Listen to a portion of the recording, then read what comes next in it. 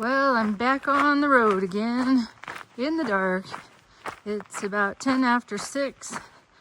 I've been hiking for maybe 15 minutes now. It was weird. I packed up my stuff and started walking toward the road just as somebody was driving down the road. And they stopped and asked me if I was okay. I said, yep, just getting back on the trail. Also, there was, I could see lightning last night, but it was kind of far away. And I got out to pee and I saw nothing but stars in the sky, no clouds or anything. And then later I was awakened by a thunderstorm and rain. So my tent is very, very wet. Hopefully in 9 miles when I get to my good water source, I can stop and have a garage or a yard sale and dry everything out because it feels heavy.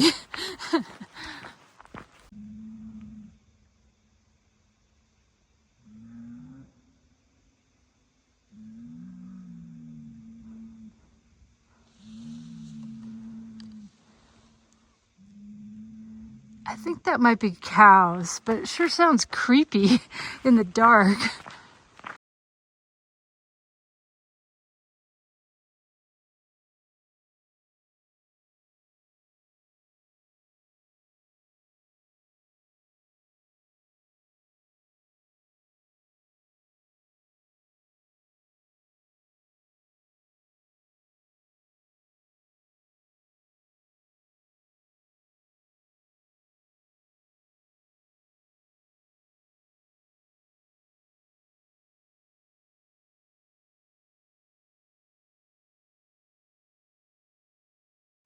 So Raphael, who used to leave good comments, said that this was a good source. So these two are completely dry and this one is full, but you can't get to it.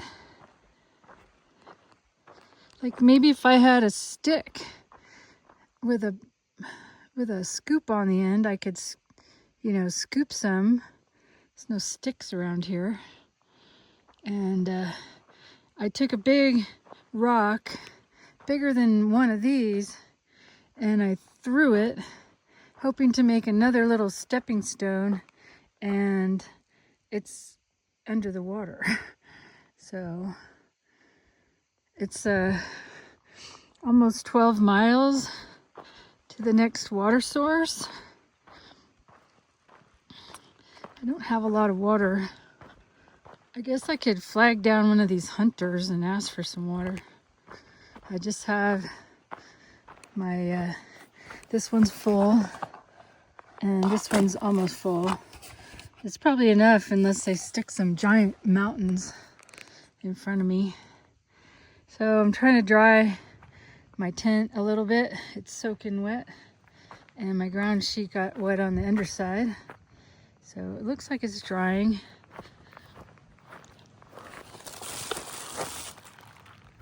So I'll wait a little longer. Okay, I didn't really get everything dry, but it's a little drier. I decided that I best get to the next water source. I can fart around drying stuff out when I get there. Because I really haven't drank anything yet today. And I'm starting to get a little thirsty. It's been cold. So here goes a truck. So maybe another one will come by. So these hunters are hunting with dogs. So they drive around with like up to half a dozen dogs in the back. And I could hear them somewhere over in that big mountain, the dogs. They were howling and barking. And then I heard a gunshot. So I guess they used the dogs to corner something and then shoot it.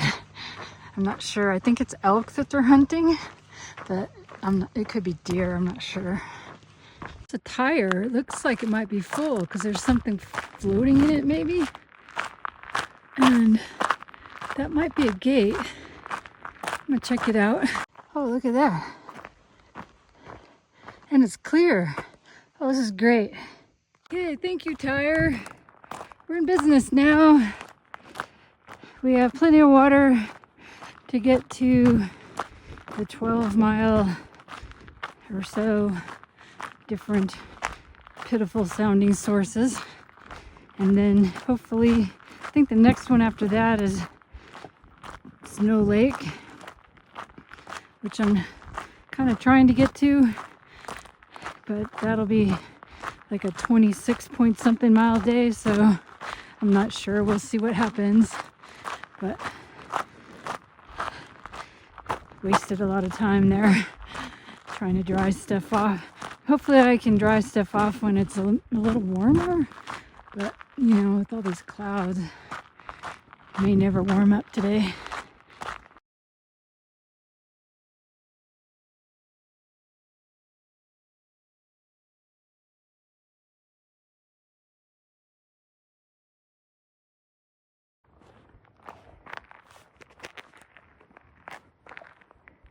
He's really small.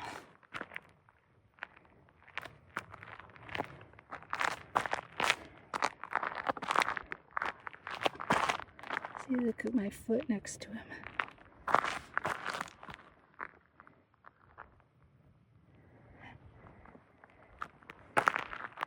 Good thing he made it across the street. So those guys driving away there, I was just talking to them.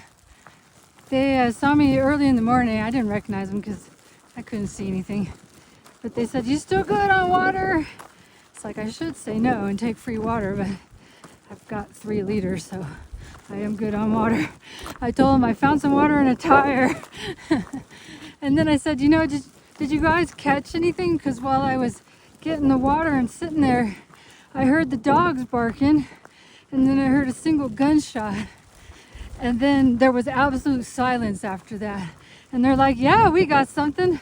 I'm like, "Well, what'd you get?" Thinking that they'd say an elk or something like that. And he said, "We got a mountain lion." I'm like, "Whoa, a mountain lion." I said, "Are you gonna eat it?" And they said, "Oh yeah, we're gonna eat it. Tastes better than beef." So, okay, that's weird. Anyway, it's always a big excitement to have a little bit of human interaction out here. They said it's about 20 miles to Snow Lake, not 30 like the sign says. So we'll see if I can get there. I'm not sure if I can.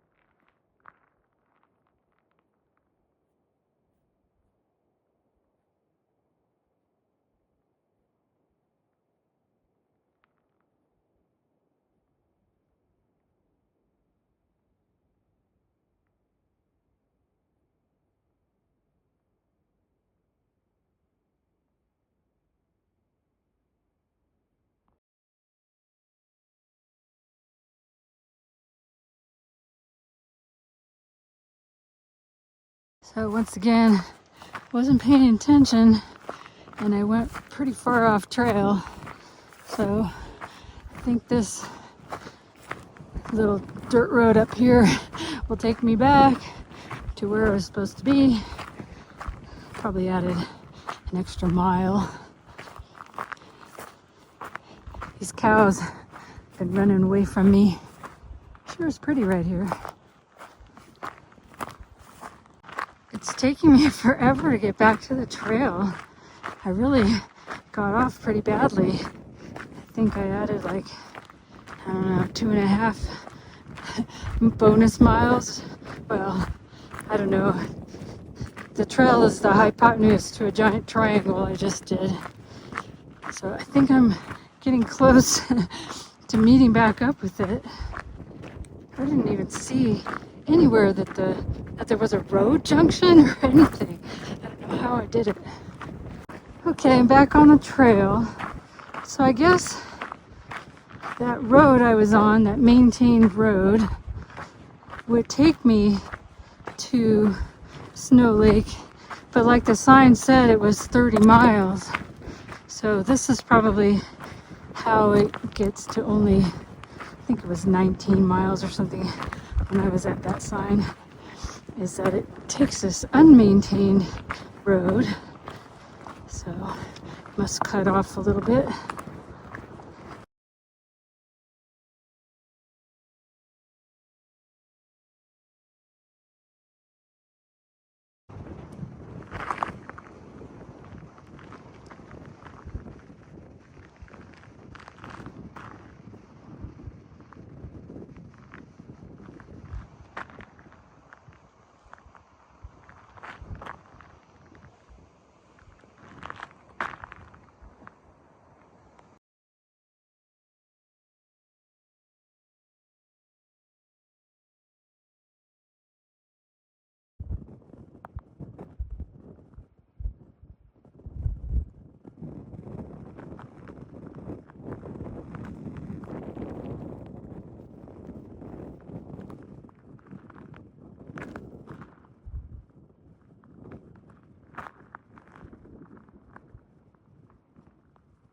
I guess the trail goes sort of cross country.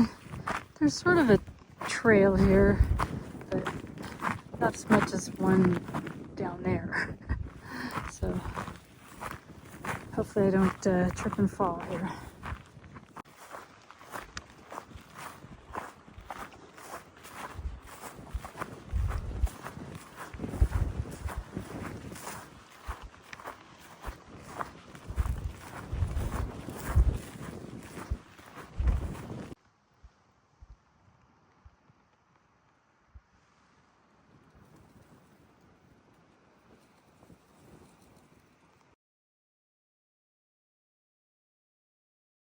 I got water out of that pool. I didn't filter it yet. I just put 2 liters of it in my backpack. It's about 3.5 miles to the turnoff to the Gila High Route, and from there it's about almost 8 miles to the Gila River, where my next water source will be. There's another, I think, iffy water source coming up shortly. It may still be the same creek as that pool. So I figured take that. This next one is way better for some reason, which I don't think it will be. I always dump this and get new water. But I don't know why this landscape today has felt kind of, I don't know, scary or lonely or just uneasy. Just puts me at unease. Even this little canyon, I kind of feel uneasy being in it. But hopefully things change when I get on the Gila High Route. I hope it's a pleasant route.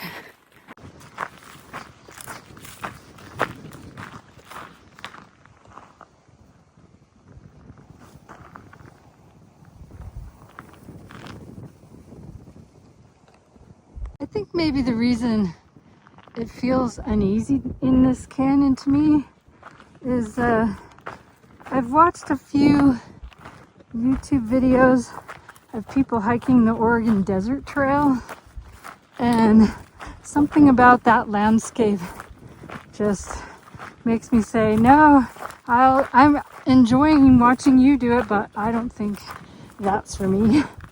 And this does look a lot like the Oregon Desert Trail. It's beautiful, and at least down here it's not quite so windy as it was on that big open plain. So I should be feeling happy rather than kind of, I don't know, nervous or whatever the right word would be.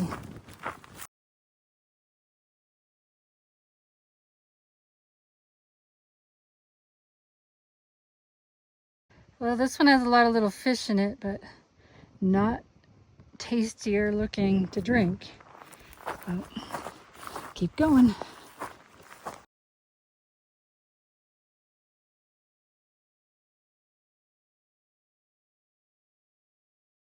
Well, I've veered out of the little canyon there, the creek. It was like a puzzle. It was like hiking the Sisquoc, trying to find your way through the willows. And is the trail now on the other side? Go look over there. So now it's more straightforward trail, which I appreciate because then I can eat something while I walk.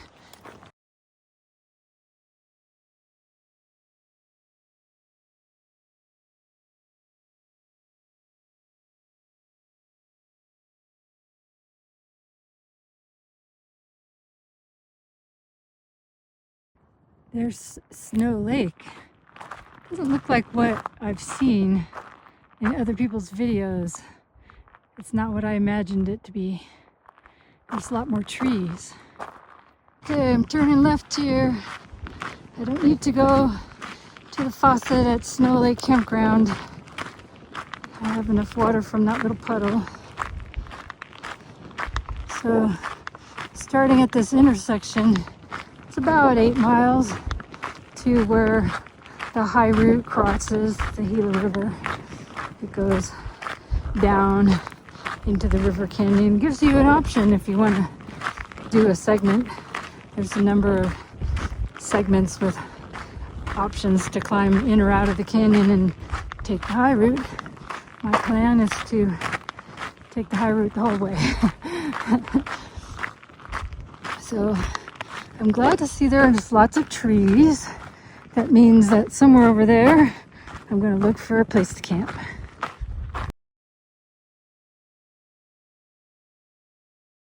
Well, so far, today was a day with no rain. What a miracle. There we go.